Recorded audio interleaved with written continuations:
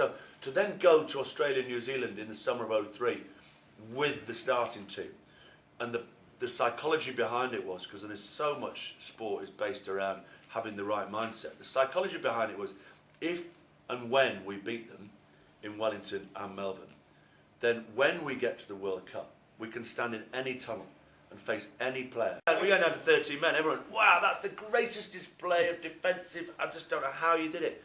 And we go, what were the messages coming on? The messages were remarkably simple, because we'd done enough planning, having had so many guys who were prepared to concede 3 rather than give away 7. So don't concede the try, give 3 away, and occasionally take the yellow if it was required. That we'd planned and knew exactly what to do to go down if we were in 11 men. So for us, that sort of level of detail, whilst it seems like rugby is you turn up, you beat the living daylights out of each other, you try and score more points, the level of preparation we did in a classroom in the 3 or 4 years leading up to that was absolutely immense. To understand what to do when things change. One of those phrases was all based around Hannibal. Do exactly what the opposition least expect you to do. So CTC meant crossbar, touchline, communicate. So it stopped us from going in and diving in and being a totally set-piece, bash-em-up orientated side, to being aware of width. When against South Africa, you don't want to go through a brick wall. You've got to find a way around a brick wall. I'm involved in the 2015 World Cup, having done the bid on the legacy front, and we're trying to get the sort of values that Richard and I have talked about over the past half hour, 45 minutes, across into communities.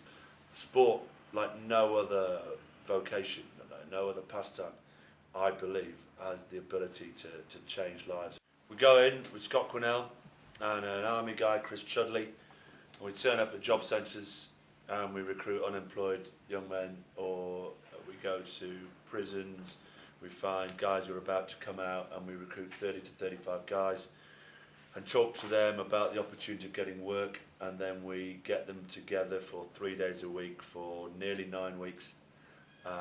We teach them about life, CVs, job interviews, turn them into a team.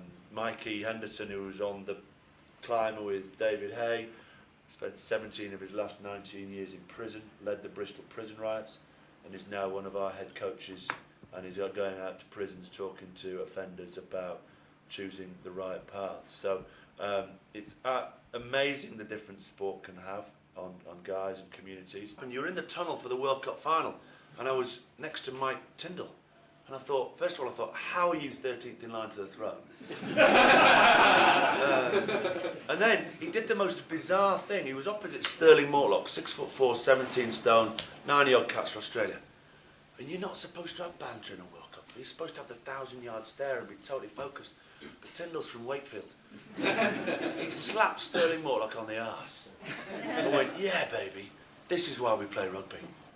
And it was just I thought, geez, just the confidence we had about it. And the Australians were like, what sort of nut jobs are we playing? Yeah. And that summer tour was crucial to give us that psychological edge. Jono was an incredible man, didn't do Churchillian speeches, but he finished it with, but promise me this, you will not leave this field without expending every single ounce of energy in your body to make sure you do not leave this field a loser. Jono, where's the brick wall? We'll run through it.